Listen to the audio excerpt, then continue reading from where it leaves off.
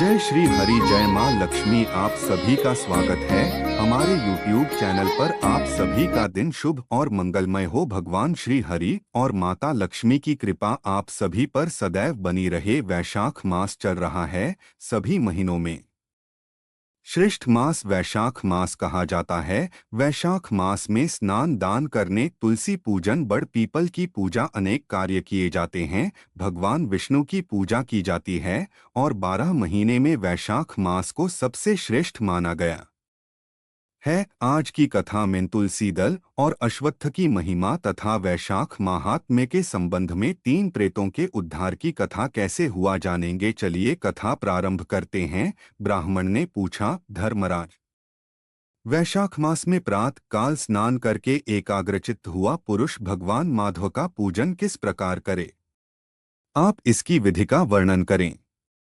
धर्मराज ने कहा, ब्राह्मण, पत्तों की जितनी जातियां हैं उन सब में तुलसी भगवान श्री विष्णु को अधिक प्रिय है। पुष्कर आदि जितने तीर्थ हैं, गंगा आदि जितनी नदियां हैं तथा वासुदेव आदि जो देवता हैं, वे सभी तुलसी दल में निवास करते हैं। अतः तुलसी सर्वदा और सब समय भगवान श्री विष्णु को प्रिय है। कमल और मालती का फूल छोड़कर तुलसी का पत्ता ग्रहण करे और उसके द्वारा भक्तिपूर्वक माधव की पूजा करे। उसके पुण्य फल का पूरा पूरा वर्णन करने में शेष भी समर्थ नहीं है। जो बिना स्नान किए ही देव कार्य या पितृकार्य के लिए तुलसी का पत्ता तोड़ता है, उसका सारा कर्म निष्फल हो जाता है तथा वह पंचगव्य पान करने से शुद्ध होता है। जैसे हर्रे बहुतेरे रोगों को तत्काल हर लेती है, उसी प्रकार तुलसी दरिद्रता और दुख भोग आदि से संबंध रखने वाले अधिक से अधिक पापों को भी शीघ्र ही दूर कर देती है। तुलसी काले रंग के पत्तों वाली हो या हरे रंग की, उसके द्वारा श्रीमधुसूदन की पूजन करने से प्रत्येक मनुष्य, विशेषतः भगवान का भक्त, नर से नारायण हो जाता है। जो पूरे वैशाख भर तीनों संध्याओं के समय तुलसी दल से मधुहंता श्रीहरि का पूजन करता है, उसका पुनः इस संसार में जन्म नहीं होता। फूल और पत्तों के न मिलने पर अन्न आदि के द्वारा, धान, गेहूं, चावल अथवा जौ के द्वारा भी सदा श्रीहरि का पूजन करे। तत्पश्चात सर्वदेवमय भगवान विष्णु की प्रदक्षिणा करे। इसके बाद देवताओं, मनुष्यों, पितरों तथा चराचर जगत का तर्पण करना चाहिए। पीपल को जल देने से दरिद्रता, कालकर्णी, एक तरह का रोग, दुःस्वप्न, दुश्चिंता तथा संपूर्ण दुख नष्ट हो जाते हैं। जो बुद्धिमान पीपल के पेड़ की पूजा करता है, उसने अपने पितरों को तृप्त कर दिया। भगवान विष्णु की आराधना कर ली तथा संपूर्ण ग्रहों का भी पूजन कर लिया। अष्टांग योग का साधन, स्नान करके पीपल के वृक्ष का सिंचन तथा श्री गोविंद का पूजन करने से मनुष्य कभी दुर्गति को नहीं प्राप्त होता। जो सब कुछ करने में असमर्थ हो, वह स्त्री या पुरुष यदि पूर्वोक्त नियमों से युक्त होकर वैशाख की त्रयोदशी, चतुर्दशी और पूर्णिमा तीनों दिन भक्ति से विधिपूर्वक प्रातः स्नान करे, तो सब पातकों से मुक्त होकर अक्षय स्वर्ग का उपभोग करता है। जो वैशाख मास में प्रसन्नता के साथ भक्तिपूर्वक ब्राह्मणों को भोजन कराता है तथा 3 रात तक प्रातःकाल एक बार भी स्नान करके संयम और शौच का पालन करते हुए श्वेत या काले तिलों को मधु में मिलाकर 12 ब्राह्मणों को दान देता है और उन्हीं के द्वारा स्वस्तिवाचन कराता है तथा मुझ पर धर्मराज प्रसन्न हो, इस उद्देश्य से देवताओं और पितरों का तर्पण करता है, उसके जीवन भर के किए हुए पाप तत्काल नष्ट हो जाते हैं। जो वैशाख की पूर्णिमा को मणिक, मटका, जल के घड़े, पकवान तथा सुवर्णमय दक्षिणा दान करता है, उसे अश्वमेध यज्ञ का फल मिलता है। इस विषय में एक प्राचीन इतिहास कहा जाता है, जिसमें एक ब्राह्मण का महान वन के भीतर प्रेतों के साथ संवाद हुआ था। मध्य देश में एक धनशर्मा नामक ब्राह्मण रहता था। उसमें पाप का लेशमात्र भी नहीं था। एक दिन वह कुश आदि के लिए वन में गया। वहां उसने एक अद्भुत बात देखी। उसे 3 महाप्रेत दिखाई दिए, जो बड़े ही दुष्ट और भयंकर थे। धनशर्मा उन्हें देखकर डर गया। उन प्रेतों के केश ऊपर को उठे हुए थे, लाल लाल आंखें, काले काले दांत और सूखा हुआ उनका पेट था। धनशमन पूछा, तुम लोग कौन हो? यह नार की अवस्था तुम्हें कैसे प्राप्त हुई? मैं भय से आतुर और दुखी हूँ, दया का पात्र हूँ, मेरी रक्षा करो। मैं भगवान विष्णु का दास हूँ, मेरी रक्षा करने से भगवान तुम लोगों का भी कल्याण करेंगे। भगवान विष्णु ब्राह्मणों के हितैषी हैं, मुझ पर दया करने से वे तुम्हारे ऊपर संतुष्ट होंगे। श्री विष्णु का अलसी के पुष्प के समान श्याम वर्ण है, वे पीतांबरधारी हैं, उनका नाम श्रवण करने मात्र से सब पापों का क्षय हो जाता है। भगवान आदि और अंत से रहित, शंख चक्र एवं गदा धारण करने वाले, अविनाशी, कमल के समान नेत्रों वाले तथा प्रेतों को मोक्ष प्रदान करने वाले हैं। यमराज कहते हैं, ब्राह्मण, भगवान विष्णु का नाम सुनने मात्र से वे पिशाच संतुष्ट हो गए, उनका भाव पवित्र हो गया, वे दया और उदारता के वशीभूत हो गए। ब्राह्मण के कहे हुए वचन से उन्हें बड़ी प्रसन्नता हुई थी। उसके पूछने पर वे प्रेत इस प्रकार बोले। प्रेतों ने कहा, विप्र, तुम्हारे दर्शन मात्र से तथा भगवान श्रीहरि का नाम सुनने से हम इस समय दूसरे ही भाव को प्राप्त हो गए, हमारा भाव बदल गया, हम दयालु हो गए। वैष्णव पुरुष का समागम निश्चय ही पापों को दूर भगाता, कल्याण से संयोग कराता तथा शीघ्र ही यश का विस्तार करता है। अब हम लोगों का परिचय सुनो। यह पहला कृतघ्न नाम का प्रेत है, इस दूसरे का नाम विदैवत है तथा तीसरा मैं हूँ, मेरा नाम अवैशाख है, मैं तीनों में अधिक पापी हूँ। इस प्रथम पापी ने सदा ही कृतघ्नता की है, अतः इसके कर्म के अनुसार ही इसका कृतघ्न नाम पड़ा है। ब्राह्मण, यह पूर्वजन्म में सुदास नामक द्रोही मनुष्य था, सदा कृतघ्नता किया करता था, उसी पाप से यह इस अवस्था को पहुंचा है। अत्यंत पापी, धूर्त तथा गुरु और स्वामी का अहित करने वाले मनुष्य के लिए भी पापों से छूटने का उपाय है, परंतु कृतघ्न के लिए कोई प्रायश्चित नहीं है। इस दूसरे पापी ने देवताओं का पूजन किए बिना ही सदा अन्न भोजन किया है, इसने गुरु और ब्राह्मणों को कभी दान नहीं दिया है, इसीलिए इसका नाम विदैवत हुआ है। यह पूर्वजन्म में हरिवीर नाम से विख्यात राजा था। 10,000 गांवों पर इसका अधिकार था। यह रोष, अहंकार तथा नास्तिकता के कारण गुरुजनों की आज्ञा का उल्लंघन करने में तत्पर रहता था। प्रतिदिन पंचमहायज्ञों का अनुष्ठान किए बिना ही खाता और ब्राह्मणों की निंदा किया करता था। उसी पाप कर्म के कारण यह बड़े बड़े नरकों का कष्ट भोगकर इस समय विदैवत नामक प्रेत हुआ है। अवैशाख नामक तीसरा प्रेत में हूँ। मैं पूर्वजन्म में ब्राह्मण था। मध्य देश में मेरा जन्म हुआ था। मेरा नाम भी गौतम था और गोत्र भी। मैं वासपुर गांव में निवास करता था। मैंने वैशाख मास में भगवान माधव की प्रसन्नता के उद्देश्य से कभी स्नान नहीं किया, दान और हवन भी नहीं किया। विशेषतः वैशाख मास से संबंध रखने वाला कोई कर्म नहीं किया। वैशाख में भगवान मधुसूदन का पूजन नहीं किया तथा विद्वान पुरुषों को दान आदि से संतुष्ट नहीं किया। वैशाख मास की एक भी पूर्णिमा को, जो पूर्ण फल प्रदान करने वाली है, मैंने स्नान, दान, शुभ कर्म, पूजा तथा पुण्य के द्वारा उसके व्रत का पालन नहीं किया। इससे मेरा सारा वैदिक कर्म निष्फल हो गया। मैं अवैशाख नामक प्रेत होकर सब ओर विचरता हूँ। हम तीनों के प्रेत्योनि में पड़ने का जो कारण है, वह सब मैंने तुम्हें बता दिया। अब तुम हम लोगों का पाप से उद्धार करो, क्योंकि तुम विप्र हो। ब्राह्मण, पुण्यात्मा साधु पुरुष तीर्थों से भी बढ़कर हैं। वे शरण में आए हुए महान पापियों को भी नरक से तार देते हैं। जो मनुष्य सदा गंगा आदि संपूर्ण तीर्थों में स्नान करता है, तथा जो केवल साधु पुरुषों का संग करता है, उनमें साधु संग करने वाला पुरुष ही श्रेष्ठ है। आथ तुम मेरा उद्धार करो, अथवा मेरा एक पुत्र है जो धनशर्मा नाम से विख्यात है, स्वामिन।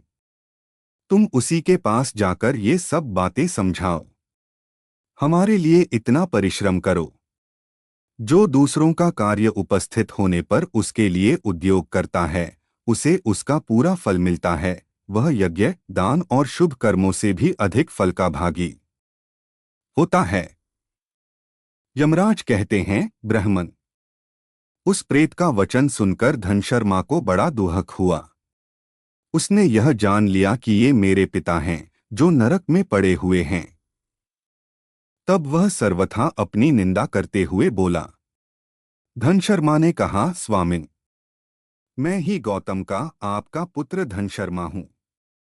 मैं आपके किसी काम न आया, मेरा जन्म निरर्थक है। जो पुत्र आलस्य छोड़कर अपने पिता का उद्धार नहीं करता, वह अपने को पवित्र नहीं कर पाता। जो इस लोक और परलोक में भी सुख का संतान विस्तार कर सके, वही संतान या तनय माना गया है। इस लोक में धर्म की दृष्टि से पुरुष के दो ही गुरु हैं, पिता और माता। इनमें भी पिता ही श्रेष्ठ है, क्योंकि सर्वत्र बीज की ही प्रधानता देखी जाती है। पिताजी, क्या करूं? कहाँ जाऊं? कैसे आपकी गति होगी? मैं धर्म का तत्व नहीं जानता, केवल आपकी आज्ञा का पालन करूंगा। प्रेत बोला, बेटा, घर जाओ और यमुना में विधिपूर्वक स्नान करो। आज से 5वें दिन वैशाख की पूर्णिमा आने वाली है, जो सब प्रकार की उत्तम गति प्रदान करने वाली तथा देवता और पितरों के पूजन के लिए उपयुक्त है। उस दिन पितरों के निमित्त भक्तिपूर्वक तिल मिश्रित जल, जल का घड़ा, अन्न और फल दान करना चाहिए। उस दिन जो श्राद्ध किया जाता है, वह पितरों को 1000 वर्षों तक आनंद प्रदान करने वाला होता है।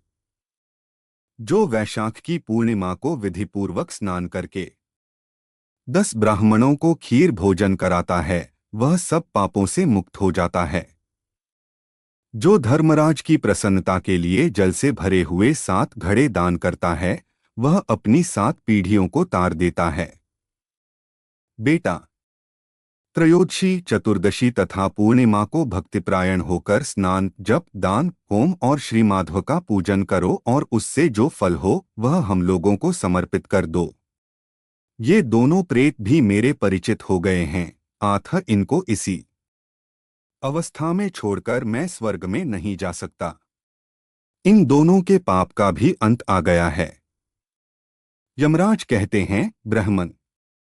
बहुत अच्छा कहकर वह श्रेष्ठ ब्राह्मण अपने घर गया और वहां जाकर उसने सब कुछ उसी तरह किया। वह प्रसन्नतापूर्वक परम भक्ति के साथ वैशाख स्नान और दान करने लगा। वैशाख की पूर्णिमा आने पर उसने आनंदपूर्वक भक्ति से स्नान किया और बहुत से दान करके उन सबको पृथक पृथक पुण्य प्रदान किया। उस पवित्र दान के संयोग से वे सब आनंदमग्न हो विमान पर बैठकर तत्क्षण ही स्वर्ग को चले गए। ब्राह्मणों में श्रेष्ठ धनशर्मा भी श्रुति, स्मृति और पुराणों का ज्ञाता था। वह चिरकाल तक उत्तम भोग भोग कर अंत में ब्रह्मलोक को प्राप्त हुआ।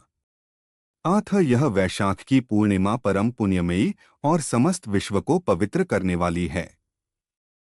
इसका माहात्म्य बहुत बड़ा है, अतएव मैंने संक्षेप से तुम्हें इसका महत्व बतला दिया है।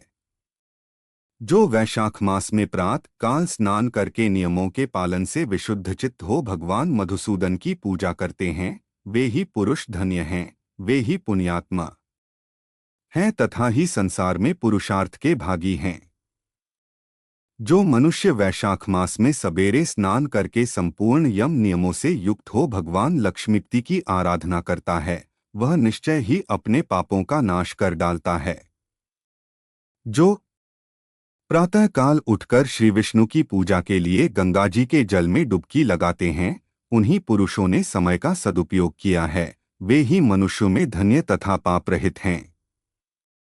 वैशाख मास में प्रातःकाल नियमयुक्त हो मनुष्य जब तीर्थ में स्नान करने के लिए पैर बढ़ाता है, उस समय श्री माधव के स्मरण और नाम कीर्तन से उसका एक एक पग अश्वमेध यज्ञ के समान पुण्य देने वाला होता है। श्रीहरि के प्रियतम वैशाख मास के व्रत का यदि पालन किया जाए तो यह मेरु पर्वत के समान बड़े उग्र पापों को भी जलाकर भस्म कर डालता है। विप्रवर, तुम पर अनुग्रह होने के कारण मैंने यह प्रसंग संक्षेप से तुम्हें बता दिया है। जो मेरे कहे हुए इस इतिहास को भक्तिपूर्वक सुनेगा वह भी सब पापों से मुक्त हो जाएगा तथा उसे मेरे लोक यमलोक में नहीं आना पड़ेगा। वैशाख मास के व्रत का विधिपूर्वक पालन करने से अनेकों बार के किए हुए ब्रह्महत्यादि पाप भी नष्ट हो जाते हैं, यह निश्चित बात है। वह पुरुष अपने 30 पीढ़ी पहले के पूर्वजों और 30 पीढ़ी बाद की संतानों को भी तार देता है, क्योंकि अनायास ही नाना प्रकार के कर्म करने वाले भगवान श्रीहरि को वैशाख मास बहुत ही प्रिय है, अतएव वह सब मासों में श्रेष्ठ है। प्रेम से बोलिए विष्णु भगवान है की जय, लक्ष्मी माता की जय, तुलसी माता की जय। अब हम लोग विष्णु चालीसा और विष्णु भगवान की आरती सुनेंगे। विष्णु सुनिए विनय सेवक की चितलाएं, कीरत कुछ वर्णन करूं दीजय ज्ञान बताएं। नमो विष्णु भगवान खरारी, कष्ट नशावन अखिल बिहारी, प्रबल जगत में शक्ति तुम्हारी। त्रिभुवन फैल रही उजियारी, सुंदर रूप मनोहर सूरत, सरल स्वभाव मोहनी मूरत, तन पर पीतांबर अति सोहत, बैजंती माला मन मोहत, शंख चक्र कर गदा बिराजे, देखत दैत्य असुर दल भाजे, सत्य धर्म मद लोभ गाजे, काम क्रोध मद लोभ न छाजे, संत भक्त सज्जन मनरंजन, दनुज असुर दुष्टन दल गंजन, सुख उपजाए कष्ट सब भंजन, दोष मिटाए करत जन सज्जन, पाप काट भव सिंधु उतारण, कष्ट नाश कर भक्त उबारण, करत अनेक रूप प्रभु धारण, केवल आप भक्ति के कारण धरणी धेनु बन तुम्ही पुकारा, तब तुम रूप राम का धारा, भार उतार असुर दल मारा, रावण आदिक को संहारा, आप वराह रूप बनाया, हरण्याक्ष को मार गिराया, धर मत्स्य तन सिंधु बनाया, 14 रतनन को निकलाया, अमिलक असुरन द्वंद मचाया,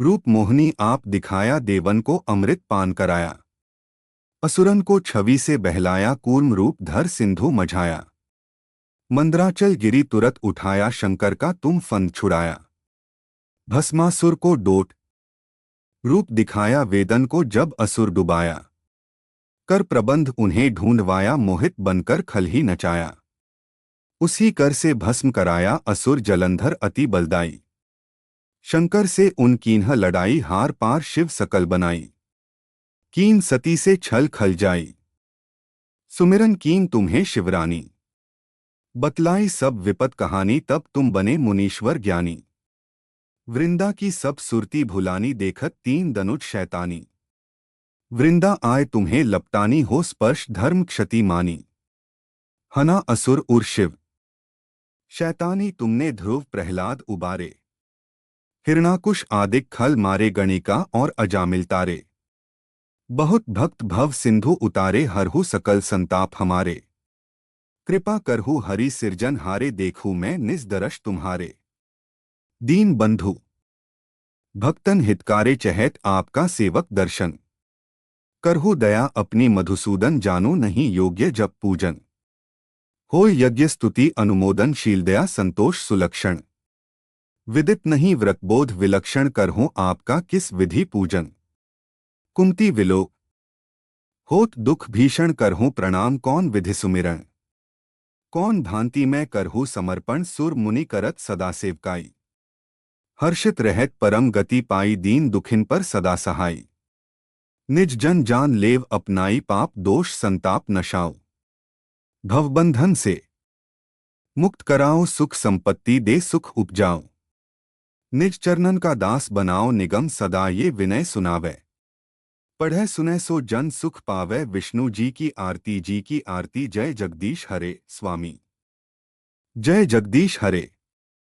भक्तजनों के संकट क्षण में दूर करे, जो ध्यावे फल पावे, दुख बिन से मन का, सुख संपत्ति घर आवे, कष्ट मिटे तन का ओम जय जगदीश हरे। मात पिता तुम मेरे, शरण गहूँ किसकी, तुम बिनु और न दूजा आस करूं जिसकी। ओम जय जगदीश हरे। तुम पूरन परमात्मा, तुम अंतर्यामी पारब्रह्म परमेश्वर, तुम सबके स्वामी। ओम जय जगदीश हरे। तुम करुणा के सागर, तुम पालन करता, मैं मूर्ख खल कामी, कृपा करो भरता। ओम जय जगदीश हरे। तुम हो एक अगोचर, सबके प्राणपति, किस विधि मिलूं दयामय, तुमको मैं कुमति। ओम जय जगदीश हरे। दीनबंधु दुख हरता, तुम ठाकुर मेरे, अपने हाथ उठाओ, द्वार पड़ा तेरे। ओम जय जगदीश हरे। विषय विकार मिटाओ, पाप हरो देवा, श्रद्धा भक्ति बढ़ाओ, संतन की सेवा। ओम जय जगदीश हरे।